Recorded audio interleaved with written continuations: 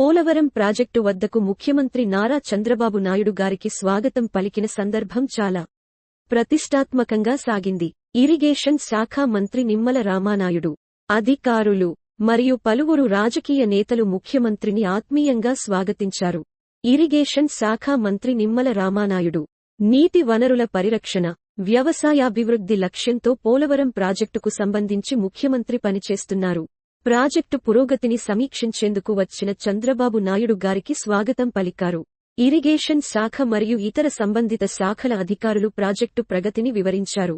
Project యొక్క ప్రస్తుత స్థితి, ఎదురవుతున్న సవాళ్లు మరియు భవిష్యత్ కార్యాచరణ గురించి ముఖ్యమంత్రికి వివరించేందుకు అధికారులు సిద్ధంగా ఉన్నారు. తెలుగుదేశం పార్టీ, టీడీపీ నాయకులు, కార్యకర్తలు ముఖ్యమంత్రిని స్వాగతించారు.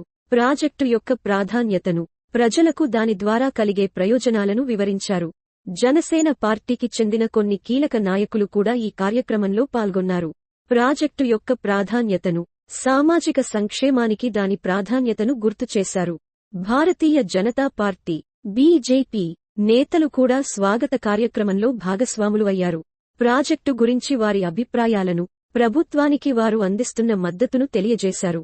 పోలవరం ప్రాజెక్టు అనేది ఆంధ్రప్రదేశ్ రాష్ట్రానికి ఒక ముఖ్యమైన అభివృద్ధి ప్రాజెక్టు. ప్రాజెక్టు వల్ల ఎన్నో గ్రామాలు, పట్టణాలు నీటి కష్టాలు తీరిపోవచ్చు.